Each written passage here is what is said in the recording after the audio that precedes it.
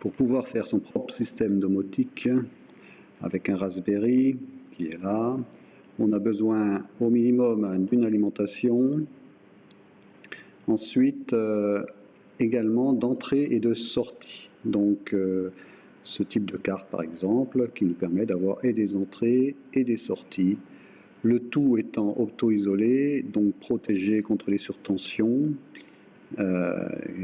pour protéger tout simplement le Raspberry et sa partie électronique. Hein. Donc, un exemple de carte. Hein. Donc ça, c'est une carte qu'on ne trouve pas forcément dans le commerce, mais qui peut être approvisionnée sur commande. Donc, cette carte, on voit qu'ici, il y a le port GPIO. Ça correspond à cette carte qui est là, hein, donc le port GPIO.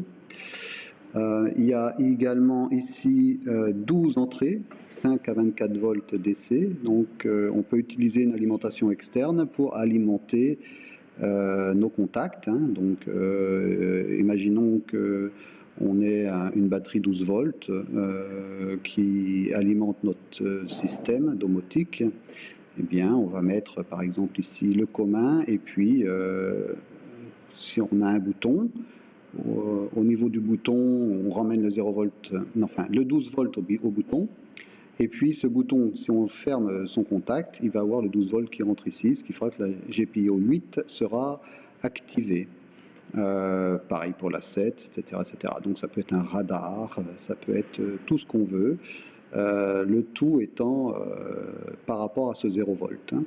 Donc on peut ramener ici par exemple un 12 volts, ici un 24, toujours avec le 0 volt commun. Hein. Donc chaque entrée est indépendante, seul le 0 volt est commun. Ces deux 0 volts là, c'est juste deux bornes qui sont communes. Hein. Voilà, donc là on a 12 entrées. Ici, on a 4 entrées 10-230 volts en AC/DC. Donc ça veut dire qu'on peut éventuellement, si on a des boutons qui sont alimentés en 240 volts, eh bien mettre ici par exemple le neutre, et le bouton nous ramène, si on ferme le bouton, du 240 volts ou du 110 volts, parce que ça fonctionne aussi. Alors ces quatre entrées-là correspondent aux 4 entrées-là. Soit on utilise ces 4-là, soit on utilise ces 4-là. On ne peut pas les utiliser en même temps. Ça poserait pas de problème si on les branchait. Le seul problème, c'est que quand on activerait ce bouton, bien celui-ci ne fonctionnerait plus. En fait, s'il était ouvert, bon, les deux seraient sur la même commande, donc ça poserait un souci. Pas un souci électrique, mais un souci fonctionnel. Hein. Ensuite, on a 6 relais, donc ici, 6 relais avec un contact normalement ouvert. Donc, si on commande le relais, le contact se ferme. On peut mettre ici, par exemple, le neutre. Enfin, pas le neutre, on va mettre par exemple une phase. Et puis, si le contact se ferme, envoyer la phase à la lampe. Et de l'autre côté de l'ampoule, on a le neutre. Donc, si on emmène la phase alors que le neutre est sur l'autre côté de l'ampoule s'allume. Donc là, il y en a 12. Et puis ici, on a 2 relais qui sont avec le contact en plus NO, commun NO et NC. NO, ça veut dire normalement ouvert, normalement fermé. Donc si le normalement fermé, il est fermé si on ne le commande pas, le contact, et normalement ouvert, il est ouvert. Ici, c'est que des normalement ouverts. Si on commande le relais, qui est ici, eh bien, le normalement fermé va s'ouvrir, parce que comme on l'a commandé, le contact s'ouvre. C'est pour marcher à l'envers. On peut l'utiliser assez fin pour certaines applications. Bon, un exemple, on a des sirènes qui, si le contact n'est pas fermé, se mettent en route automatiquement. C'est une protection contre tout ce qui est action de sabotage. Dans ce cas-là, il faudra fermer systématiquement le contact si on ne veut pas que, quand on ne commande pas le relais, la sirène se mette en route, ce qui pourrait être gênant. Cette carte dispose également d'une sortie SDA-SCL, de communication, et également du RX et TX pour communiquer. Alors on pourrait très bien mettre ici sur le RX-TX, par exemple un Arduino Nano avec des petits modules de réception en RF, hein, donc en radiofréquence, hein, 433 MHz par exemple, si on voulait récupérer des contacts d'une télécommande qu'on voudrait récupérer pour pouvoir le traiter ensuite pour allumer depuis une télécommande, par exemple, allumer une lampe, si on avait branché une lampe sur ce relais par exemple. Voilà, quoi dire de plus? Cette carte, on peut éventuellement l'intégrer dans un boîtier pour pouvoir ensuite la raccorder et puis surtout la fixer dans notre armoire.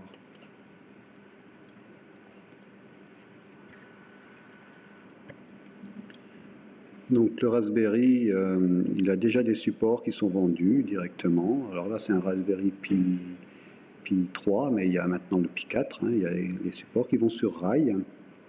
Et puis cette carte-là, on peut imaginer la mettre aussi dans un boîtier, par exemple ce type de boîtier, en le travaillant un peu et puis en faisant une petite entaille ici pour pouvoir passer le câble et se relier au Raspberry. Bon, c'est un petit peu bricolage, mais on voit tout de suite qu'il y a des moyens. On pourrait également ne pas mettre de boîtier par-dessus, hein, c'est-à-dire le mettre dans une armoire qui après se ferme, donc mettre simplement des rails, et puis ici acheter des supports de rails pour pouvoir fixer cette carte et après pouvoir la raccorder. Le programme que je vous propose nécessite ce type d'environnement. Alors ici on a le Raspberry, donc notre carte d'interface GPIO qui va nous proposer des entrées et sorties opto-isolées, un buzzer et puis un haut-parleur, donc un haut-parleur sur la sortie audio du Raspberry. Le haut-parleur va servir notamment si jamais on appuie sur un bouton de sonnerie à faire la mélodie. Le buzzer va nous servir pour faire des préalarmes, parce que c'est particulièrement gênant de mettre en route une sirène. Par exemple, quand on est dans la maison, qu'on a activé l'alarme périmétrique, et puis s'il y a un événement qui se passe, comment alerter les occupants sans les faire paniquer. Donc le mieux, c'est d'utiliser un buzzer qui fait beaucoup moins de bruit et qui suffit amplement à alerter quand on est à l'intérieur. La sirène, elle, étant utilisée surtout pour faire fuir, encore que les voleurs ont l'habitude maintenant des sirènes, mais ça les gêne quand même. Voilà, donc ici, le haut-parleur peut également servir si jamais on veut programmer un réveil. Donc, et puis, il peut également servir en cas d'alarme, si jamais on faisait un scénario du type quelqu'un rentre, on active la sirène, on arrête la sirène, et puis on diffuse un message en disant intervention en cours, ou on peut faire plein de scénarios, hein, donc d'autres scénarios du type si vous détectez une présence extérieure, par exemple générer des aboiements pour faire croire qu'il y a un chien à l'intérieur, enfin tout ce qu'on veut, hein, donc moi, dans le programme que je vous propose, on est plutôt sur le type buzzer, le buzzer qui nous informe de la mise en service périmétrique. Lorsqu'on rentre et qu'on est dans la temporisation d'entrée, on a été détecté, mais du coup on met en route le buzzer, on met en route la sirène, le temps qu'on désactive l'alarme, etc. Donc la sirène étant, elle, vraiment utilisée en dernier recours, si l'utilisateur le demande, ou alors on peut directement enclencher la sirène selon les scénarios que l'on veut. Ensuite, cette carte GPIO, donc elle va commander le buzzer, elle va commander la sirène, elle va récupérer des informations de détecteurs. Alors ici, je vous ai mis des détecteurs de type infrarouge extérieur. Personnellement, je trouve que ce sont les meilleurs détecteurs, puisque si vous en mettez 8, hein, donc 2 x 4, vous faites tout le tour de la maison, et puis toute intrusion est détectée avant même que les personnes soient rentrées. Donc là, on est dans une protection périmétrique. On peut rajouter d'autres détecteurs de type détecteur de radar, filaire, hein, sur la carte GPIO, si jamais on l'utilisait sur la carte GPIO, et puis à l'intérieur des pièces. Personnellement, je trouve que des détecteurs périmétriques et installés tout autour de la maison et sur les ouvertures de portes sont bien suffisants. Mais bon, voilà. Donc, dans mon scénario, on va pouvoir mettre en route, dans le programme que je vais vous proposer, l'alarme, donc une surveillance totale. Donc, quand on est parti, hein, tout simplement, quand on est parti, par exemple, au travail de la journée, et puis on est sous surveillance totale. Donc, l'alarme va se déclencher sur une détection périmétrique, mais également si quelqu'un rentre à l'intérieur par les radars.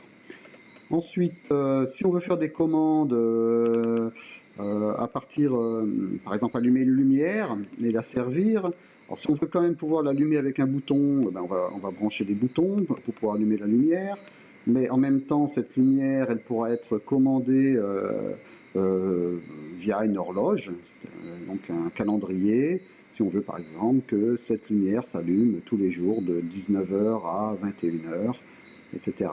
Ou alors également sur déclenchement d'une entrée, parce qu'on peut brancher des détecteurs, mais on peut débrancher aussi d'autres informations. Par exemple un détecteur de luminosité qui, une fois qu'il aura détecté la nuit, va allumer la lumière et puis l'éteindre si jamais le jour revient. Voilà, donc ça on va dire que c'est le cœur du système. Et puis, il y a également la possibilité de recevoir des alarmes d'autres appareils, soit par des requêtes HTTP de type GET ou de type POST. Donc le programme le permet, et aussi par une liaison I2C ou une liaison réseau 132. Ici, je vous ai mis un exemple d'un récepteur radiofréquence qui est bien connu, qu'on peut approvisionner chez Banggood notamment. Également ces détecteurs sans fil qui vont être arrivés là-dessus. Et puis, il y a un petit protocole ici à mettre en place. Alors, ce détecteur RF, je ne l'ai pas représenté, mais entre le détecteur RF et le Raspberry, on peut mettre par exemple un Arduino Nano qui va se charger de lire en fait le code que cette carte a reçu, et puis de la mettre en forme pour établir un protocole de communication avec le Raspberry. Donc des télécommandes RF type ventilateur, tout ça fonctionne très bien. L'avantage du filaire par rapport au sans fil, c'est que le filaire va nous permettre surtout de ne pas avoir à changer les piles. Donc l'alimentation, elle, peut être faite en secours sur batterie, mais le système est en permanence alimenté. Alors que le sans fil, on va devoir gérer les piles, et puis si les piles tombent en panne, il va falloir les changer. Moi, d'un point de vue personnel, je trouve que la télécommande RF est bien suffisante pour pouvoir faire pour commander par exemple un allumage si l'on veut.